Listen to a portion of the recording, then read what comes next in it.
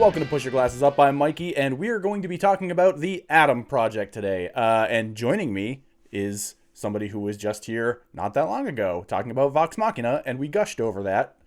We'll see how this goes. Welcome back to the show, Mike Newcomb. Hey, thanks for having me, Mikey. It's good to be back. Of course. So this is a Netflix and Ryan Reynolds and Sean Levy joint. Yep. What did you feel about it, top level? At a top level, I thought this was a good quarantine movie. You can tell that they made it in quarantine. I think it's a good movie. I think it doesn't really hit the fine high marks that it really wants to do with itself, and you can kind of tell through a lot of different elements in the movie. But is it a good movie to watch on a Friday night with a bowl of popcorn and the fam? Yeah.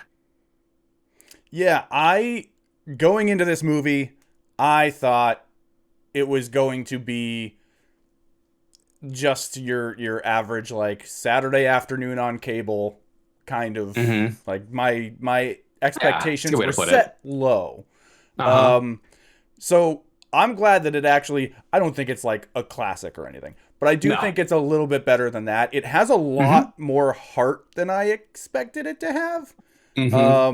It's kind of caught between like Back to the Future and Flight of the Navigator, but with like more of the heart that like Back to the Future has. Yeah, I was surprised because some of the emotional beats in it they actually hit pretty well. In a way that I don't think you expect with most Netflix movies, frankly, but also or this movie in general too. I didn't think like, it was just going to be an adventure. Yeah, and you know, it's interesting when I watch this movie and kind of Sean Levy in general kind of strikes me as this guy similar to somebody like J.J. Abrams, where they both are. I think they're both around the same age. They're both in their early 50s. Maybe J.J. Abrams is older, but anyway, like you know, Sean Levy is somebody that obviously grew up on a lot of these kind of like Steven Spielbergian movies and adventure movies, like you were citing from the 80s and whatnot.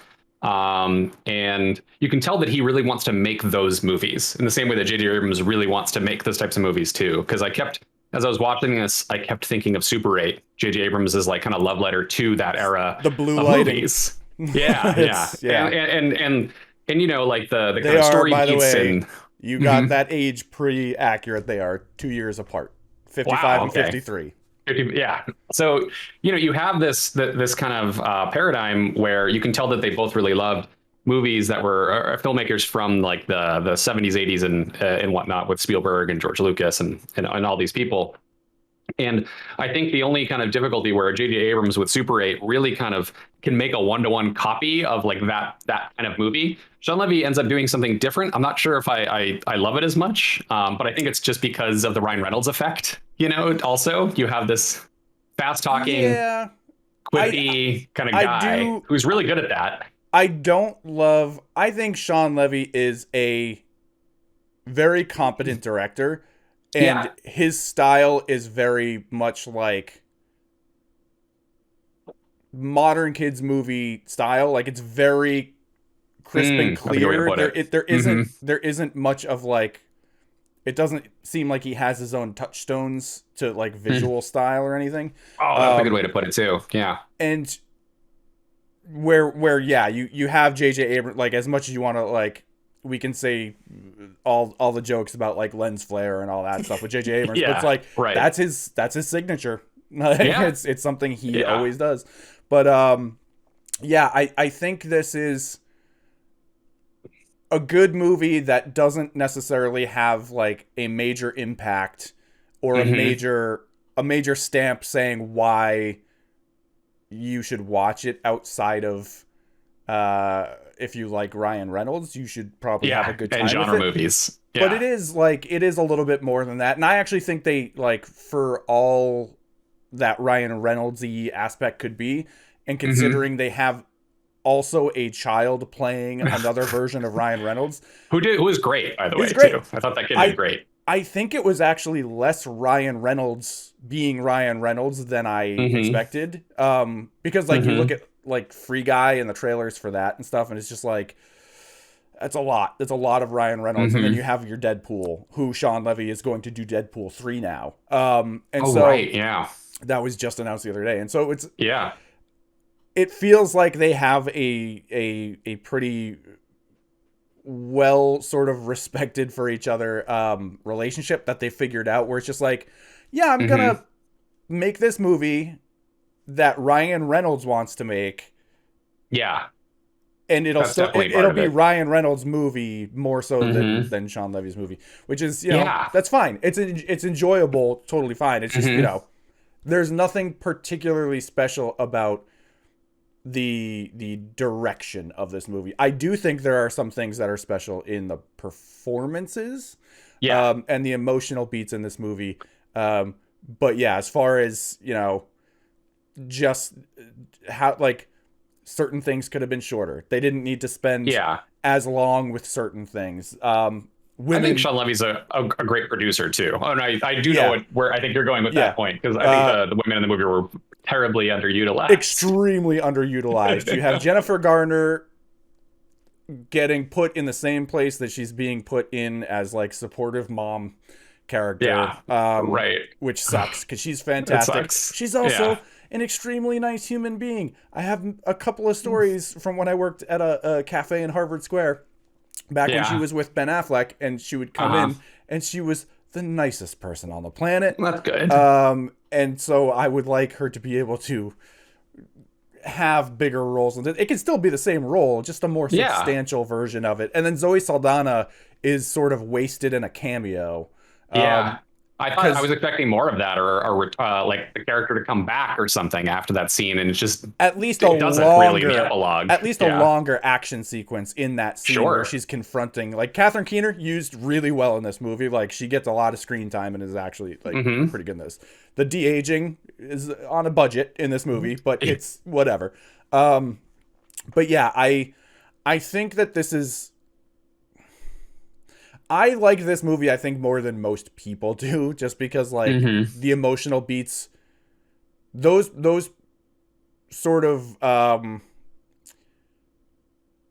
not destroyed relationships between a parent and child, but, like, Yeah. the sort of strained relationships of a parent and child, and having them, like, get recognized and at least, if not fixed, then confronted with and, like, Yeah. acknowledged, always hits me hard. And people who have listened to this podcast for a long time at least know that anytime there is dad stuff, I will Yeah. always attach to that. So Yeah. it is, for me, that stuff with, like, how much Ryan Reynolds, like, goes with the character starting pretty early on, of, like, Mhm. involving the grief and regret of not being better as a kid.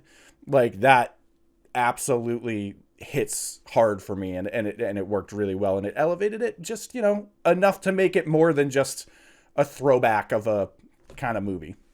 Yeah, I think, I did appreciate what they were trying to do with a lot of those kind of emotional moments. And if anything, for me, I really just wanted them to actually be a little quieter in those parts. And instead, there was just so much dialogue that did a lot of telling, Yep. and it's okay if you have to do like an expositional dump, but like every kind of emotional beat was usually through like a really long, quick a long but also like Exposition. super Yeah. expositional conversation. And it's just like there was no kind of quiet moments of like introspection or reflection with the characters to kind of set up how much Adam's dad meant to him. Ryan Reynolds ends up actually, I think, doing a better job of delivering that loss than the kid can, which is kind of nuts, because we just get like, I feel like the story beats we got where he's getting harassed by bullies. His mom kind of talks a lot about being a single mother, and you don't really get to see him like, reflect on, not having a dad enough, I felt. And that was kind of like the main thing that I think oftentimes like was an inhibitor on like really hitting, like really nailing the emotional moments for me, was just to be a little quieter about it. Yeah. So find a better way to show it, I guess, to me. it shouldn't be too surprising, I think, that Ryan Reynolds did a better job, because I think this is this kid's first movie. Yeah. or at least his first bigger role, if not Uh-huh. first movie altogether. Gotcha. But yeah, I think he does a good like impression of Ryan Reynolds basically Yeah. as a kid. But yeah, it's the thing that like less so than what you're saying bugged me about those moments was when there would be like a heavy kind of emotional moment. I wish they sat a little more in it That's what I'm because they saying. Yeah. well, but not even the way you're saying it. Like Uh-huh. I just think that they undercut themselves with jokes in those Yeah.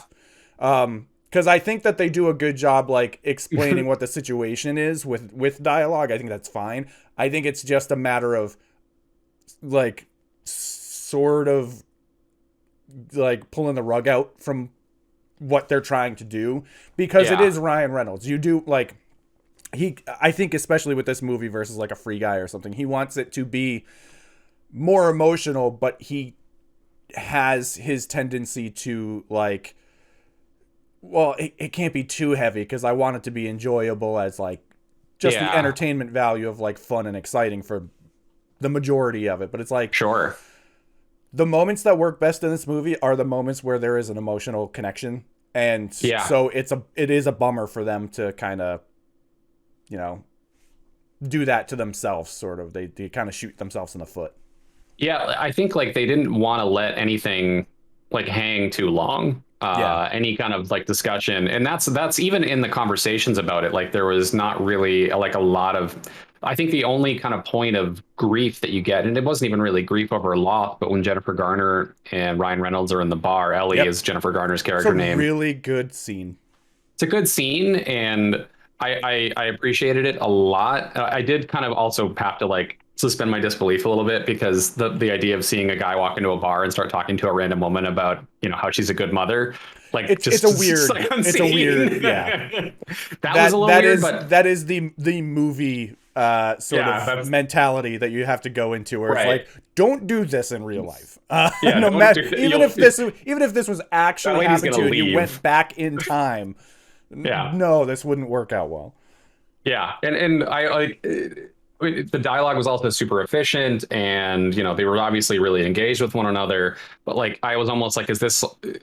I don't want to. Was it like a reshoot scene because like shit, we didn't do anything with Jennifer Garner this whole movie. We need to get her into another scene because like she didn't get to do anything, and she didn't even have that much dialogue in that scene. It was all Ryan Reynolds like talking to her. Which I guess is part of it because she needed to hear those things as a character, but it was still kind of like I like there's so many things about this where I kept coming back to Super 8, which is also about grief. The mother in Super 8 dies as part of the prologue of the movie. And there's a lot of moments with that character where the little boy who does a great job in that movie, I can't remember his name now, doesn't talk and is just shown reflecting on different kind of artifacts, both like emotional and physical of his mother. And you really get like how much and the father kind of being super distant and like at arm's length through every conversation, not necessarily saying, I don't want to see like all of these things are done so well in that movie. And I guess like I was kind of attaching that baggage to this being like, when are they going to let this when are they going to just let this stew for a second? But you're right. I think it was partly because they wanted it to have a positive experience. They wanted it to make sure that Ryan Reynolds, like the jokes came quick after any kind of moment where you were kind of brought to a point of being kind of emotional. And I would have been okay with being sad, a little bit more sad. Yes, because maybe that's the nostalgic feeling of some of those movies too. Is some of those movies have moments where like melancholy to it. Yeah, like Flight of the Navigator when he comes back from when he goes to the future and he realizes how much of his family's life, his younger brother's life that he missed. And I remember seeing that as a kid and just being like so like upset with that idea of not getting to see my family, like through a number of years, like missing all of those years of my family, even as a kid. And I was like, oh, are they going to do something with that? No, they didn't. Like it's okay because they were making their own movie, but I just was waiting for something like that kind of melancholy feeling because I it always came back to me like I felt like they wanted to reach that point of like that nostalgic feeling, but they never necessarily did intentionally or otherwise. But it's that's kind of like my overall sense of just like the general kind of emotional beats of the movie. Yeah. It's like I really liked them and I appreciated them and I wanted them to make me sadder. They didn't quite, they didn't quite reach what they should have reached for, rather than what they wanted to try to balance. The kid from Super 8 is named Joel Courtney, by the way. Who is in the Kissing Booth movies, I guess. Yeah, he is. I've seen those trailers for Netflix. He is in those. I have not seen those, or the trailers for them. But I guess that's what he has been. He's been in all of them now. But it's a real like weird thing that I'm torn about with this movie, because it's like the Jennifer Garner thing, like the scene in the bar. There should have been like she comes back later in the movie, but there's no follow up to that scene, and that feels like an important scene that needs closure to it, because it's that thing where she runs outside after Ryan Reynolds and he's gone, and she's just left like, what was that? There needs to be closure for that kind of thing, and that's sort of where this movie does leave me a little cold, is the lack of closure on things caused by just trying to move forward. There's the stuff with Zoe Saldana later kind of has the same situation where like they rush the exit, and so much like, at least if they expanded her action sequence where she is confronted by the baddies in this movie, we at least have closure as an audience. Like, sure, the characters still won't, between her and Ryan Reynolds, but like, there is at least the closure for the audience to be like, okay, that was a satisfying thing for a character you introduced and have been teasing up to this point as an important character in the main character's life, and you kind of just had her here as a cameo and threw her away, and that's shitty. It was way too efficient, like of like a way to use somebody like her, because she's also like the kind of queen of to me, like fantasy sci-fi like genre film at this point, with how many different the insane roles she's played. She's one of the actresses who has like the highest box office revenue, just because she has like Avatar, the Marvel universe, like it's Star Trek, it's crazy. She's in like everything, and she's great with all of this genre stuff, so why waste that? And she has the training for action stuff. That's what's so disappointing. She did that kind of classic, like that Zoe Saldana yell, emotional yell when she's telling him to go, like that you hear her do in almost every one of those movies now too. I was like, they got that in, at least. They got the like, Zoe you need Saldana, to leave me behind yell. That the emotional, and like she's so good at like just like, that's the thing. It's like individually each one of these people is so good at doing like doing their job in the movie. You know, for, you know, whether the writing was maybe wonky in some scenes or otherwise, like they nail everything they meant to do. And I feel like if they had cast a lesser actor in any one of these roles, this movie would have been pretty bad. Oh yeah, honest. it is so heavily reliant on its cast. It if you just were to make this movie based on the script without them, it 100% would be the most generic sci-fi throwback to the 80s kind of movie. Like, everybody's trying to catch Goonies, but nobody can, because it was the cast. Like, it was those kids. So and it's wild too, because Sean Levy also, he's like the producer of Stranger Things, which is very much like in the vein of everything we're talking about. And he's directed episodes of it too. He's directed episodes. Did you ever see the movie Kin that he was a producer of too? It's like also a very kind of is like that the robot sci-fi dog movie? No, this is a kid finds like a space alien weapon inside a warehouse and then goes on the run with his older brother from like a mob boss, and he produced that movie. That's also very much a throwback 80s style movie. Like a road trip movie. And you know what? Like that movie also nails everything where I was looking for in this movie too.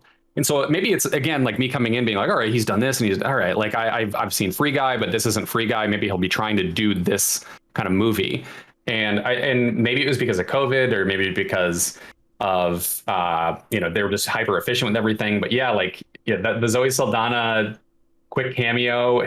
There's so many things where it's just like, oh, you guys were so close to like sticking the landing on everything in this movie. The movie I was thinking of is called Axel, It is also Okay. from 2018, and that's why I think I mixed them up, because it is about a kid, well, this a little bit like a teenager, but like a Yeah. kid finding like a robot dog that is basically a weapon. It's like the Iron Giant, but it's a robot dog. Oh, cute. Okay. But it's the Yeah. same. It looks very bad, but it's the same time period. It was the same year, and then like the name is 3 letters, and it involves that kind of sci-fi kid finding something. But definitely watch Kin, because that's a good movie and kind of underrated, I think. But yeah, you know, speaking of cast, like having Mark Ruffalo come in, and also like you listen to the dialogue he's saying, and the writing isn't great, but his delivery is like so good that that's again like what your point is perfect. It's like it really works because it's him, because he's been in everything at this point, dramatic roles. He's been in comedies, he's been in dramedies, he's been in the Marvel universe, so he just knows how to like do his job really well. He's doing the Marvel thing in this, where he's balancing all of that, where it's like he's not being required to just be funny. It's just he's doing the thing that he had to do with Hulk, which is like in Endgame specifically, where you see like, and granted it's a mocap version of him, but like you see that quiet, like sad inevitability when he says like, it's like I was made for this moment, when they make the special gauntlet and stuff. And it's like he's able to carry both sides of that, and so they happen to work out really well with the cast in this. And it's funny too, because like the weird thing about like this movie isn't necessarily time travel, but like the correlation of like this with 13 going on 30, of like Jennifer Garner and Mark Ruffalo coming through.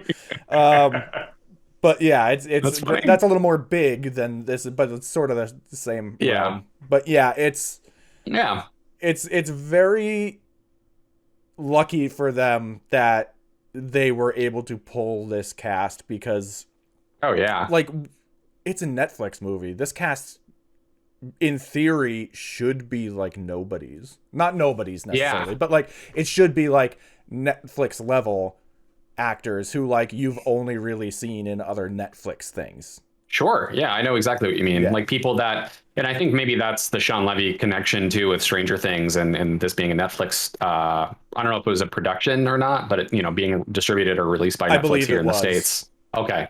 I think that's why you can see the made during quarantine-ness of it is not because it was made during quarantine. It's because it's a Netflix movie. Yeah. So it has the budget. It's a high budget Netflix movie, but it's still a low budget movie comparatively speaking. And so for some reason, somehow that always comes through in the editing too.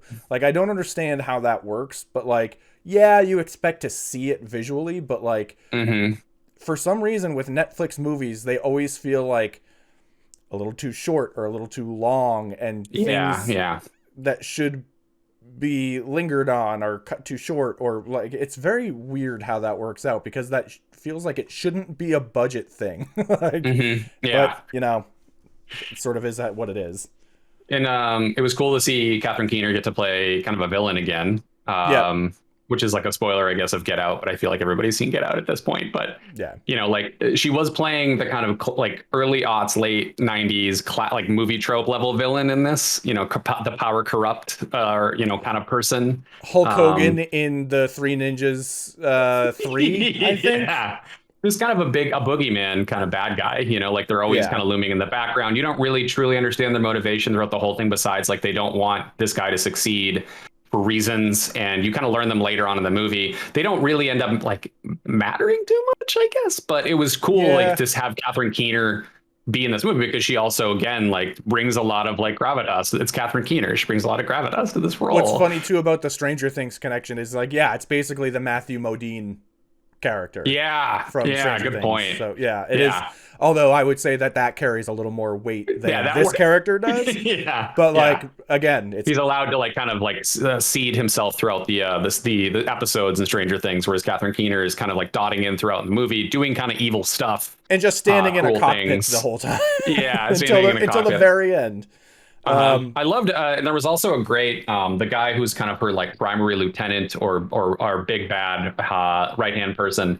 I recognize him immediately from the show Dark Matter. I don't know his name, but he was also one of the main cast on the show Dark Matter, the Canadian sci-fi show that aired a few years back. That had a great first season, which I also would recommend if you can catch that.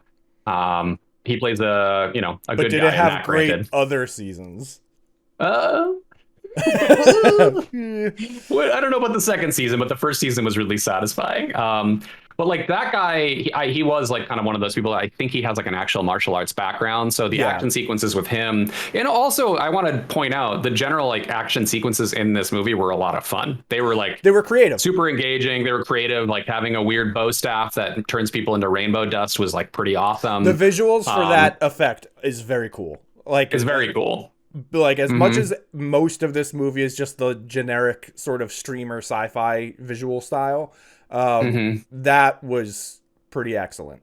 And kind of blew me away a little bit. But also like to go along with that, it was a little bit annoying that they were doing that like referencing pop culture thing with this, because like I don't need every movie to do this. You don't have to say like, is that a lightsaber? Oh, it is a lightsaber. Like I kind of got annoyed with that. We can connect those dots in our head. We don't need a character to necessarily do that. To point that out to us. Yeah. So it is like they tend to just go that one step too far with everything. And then I mean, even the soundtrack, right? Like the soundtrack is so on the nose with all these like vintage rock tunes throughout the whole movie the most really obvious like that choice of Boston at the end.